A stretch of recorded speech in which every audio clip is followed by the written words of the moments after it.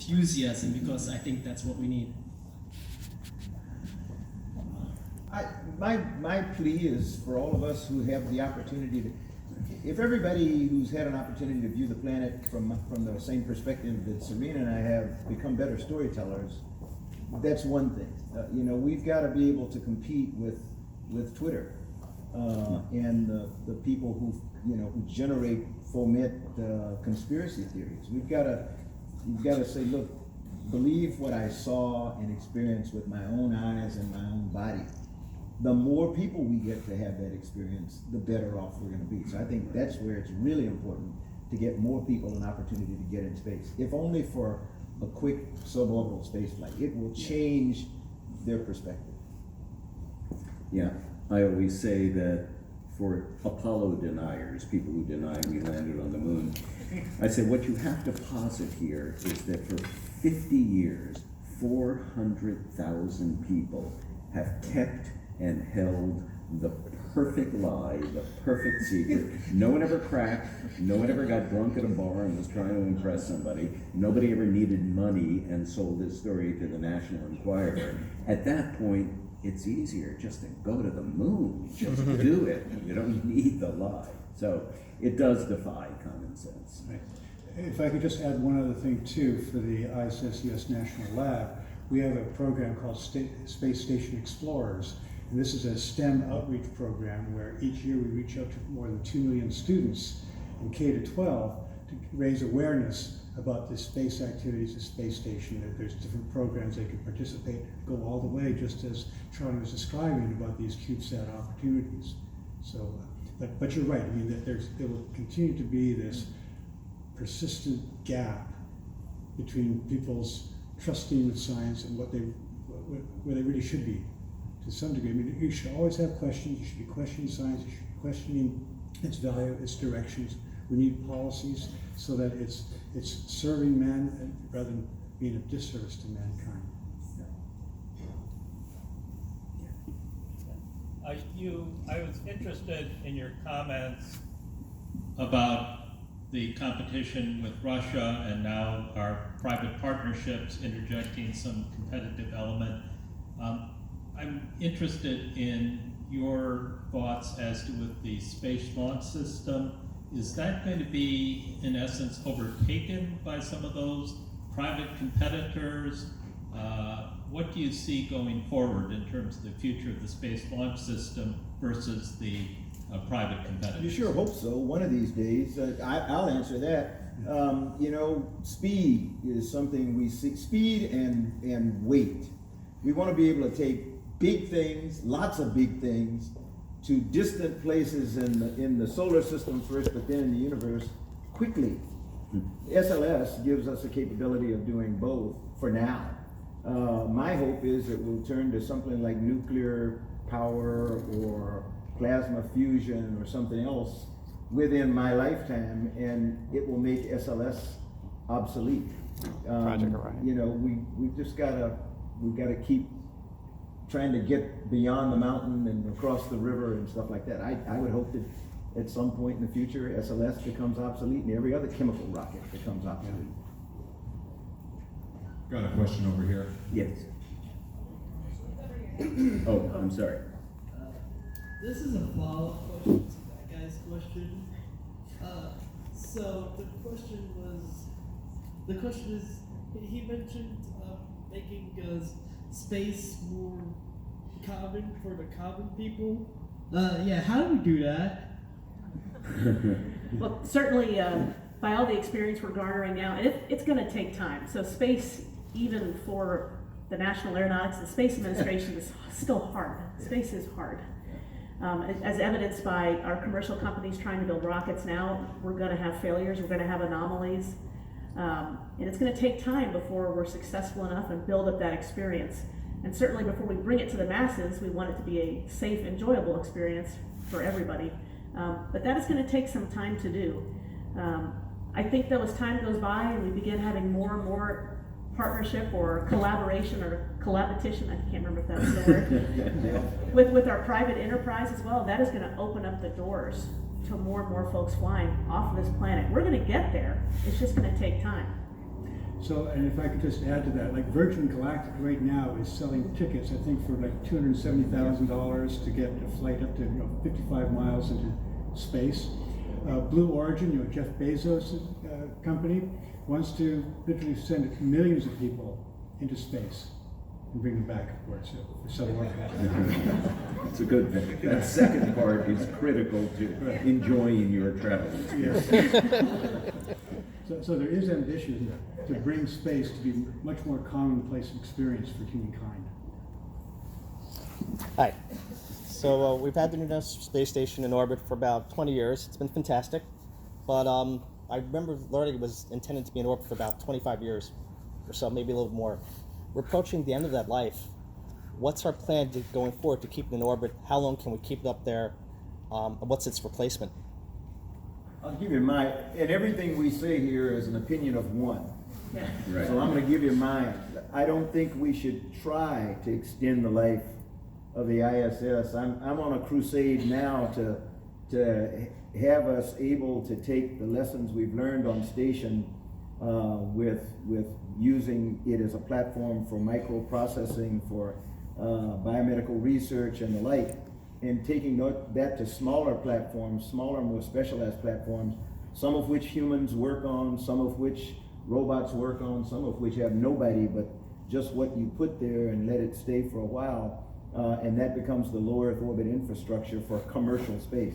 We need to understand what we mean when we say commercial, first of all, but ISS is not intended to be a commercial facility, never will be, never can be, and I would caution against allowing industry to convince us that we can extend the life of ISS to just get a little bit more juice out of it.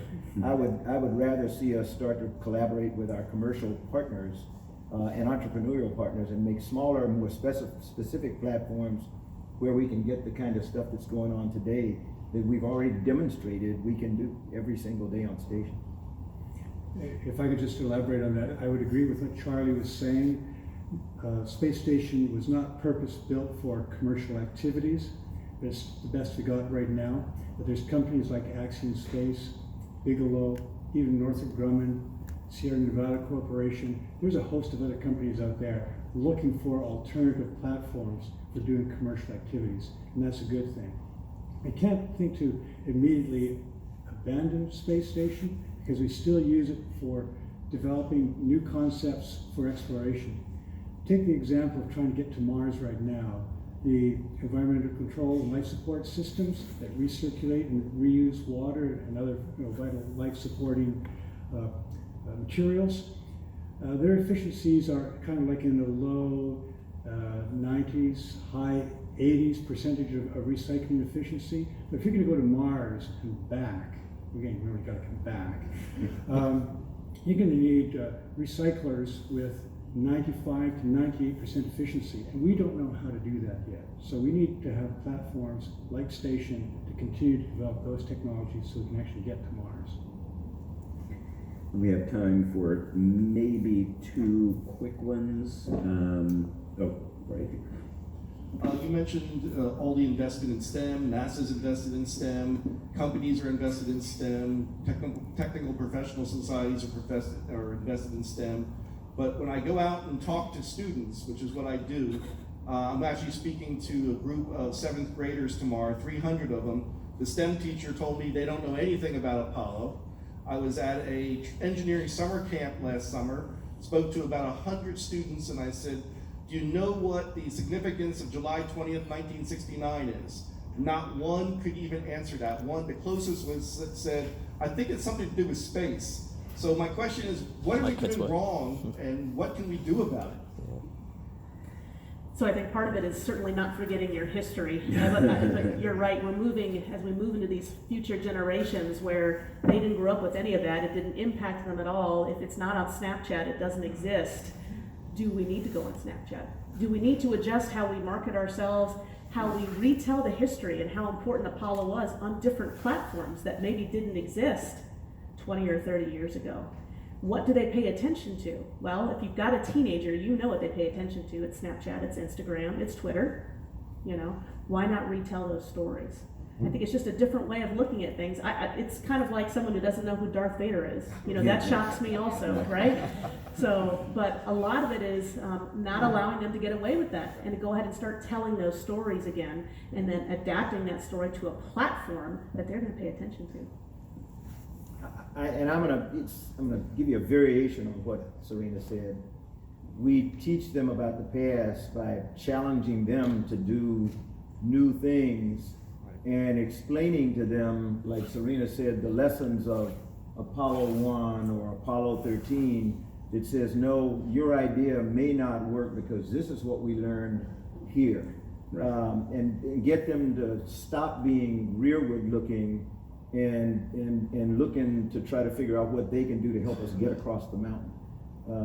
You know, I think one of the frustrations of a STEM teacher is that maybe their kids aren't thinking far enough into the future, and they're frustrated by it. And if I could just add one last thing here, is that this doesn't stop at 12th grade. In the universities, it's very challenging for people to think about and engage about space opportunities. In you know, my job, I go to industries around the country, and microgravity is not intuitive. They don't know what advantages it's going to do for their business, and yet there's so many opportunities that they can explore. And just the awareness that, as we were talking about earlier, that man, there's been a constant human presence in space for 18 years, 177 days, I think today, right now, 177 days. Very few people know about that, and yet it's a historic milestone, and it also, not just from the human achievement, but the opportunity that's there right now on station to do things. I have to do a hard sell to get people to think about doing experiments on station. Anybody here got any ideas?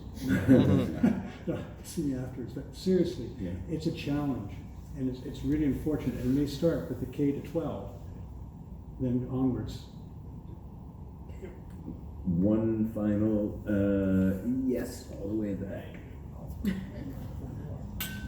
What's NASA's plan in your future for a reusable delivery vehicle? Certainly the Intrepid Museum could use another, would you call it a monument? Not a monument, what word did you use? Artifact. This is the largest living Artifact. Artifact. Certainly a nice one with fit in the bow of the ship, I think. Well, I mean, I would say just briefly, and I'll turn it over to anyone else here. I think we are seeing some of that now with SpaceX landing reusable first stages from boosters, with Orion being designed as a reusable spacecraft, with the Dragon spacecraft, the Starliner spacecraft, all of the commercial crew spacecraft, as well as NASA's, are being designed for reusability. The idea of a single stage to orbit vehicle, yes. We still haven't invented that, though. This is the closest thing we had, an entire flying machine that could go up and come down in one piece. But I do think that's a part of NASA's engineering DNA now and going forward. Even the anticipated lunar landers, if we go back and forth from Gateway, which will sort of be a mini space station in cislunar space, you'll take a lunar lander down, you will leave the first stage on the surface, you'll bring your ascent stage back up, another descent stage will be brought out and attached to the bottom of the ascent stage, and then back down you go. So there's more and more thinking around not building magnificent machines and then throwing them away after a single use. If you're a pilot, like I used to be, answering your question about this, the next couple of years you'll see Dream Chaser. Yes. Which is a winged vehicle. It's a miniature shuttle. Came from the HL-20, which was it's a commercially produced vehicle that came from a NASA early design of a lifting body, and that's going to allow us to come back to a runway and fly over and over. It's already under contract to carry cargo for NASA in the next 2 years, but they've been working on a crewed version since the very beginning, since we started looking at commercial cargo. So I think you'll see that. You'll see the cargo version in the next couple of years, and then a human-rated version within the next 5 to 10 years. So it's coming. And who knows? There are other things out there that you haven't even heard about yet. But it's not NASA that's doing that. It's NASA freeing industry to build stuff and bring it in and compete among themselves. So if I can just add a little bit on the Sierra Nevada Corporation's Dream Chaser, very exciting vehicle from the science perspective, because it'll be a quick return, low G, and it has a fascinating story. You know, it actually, as a result, you know, the design of it came from a reconnaissance flight that the Australians had over a Russian trawler that was recovered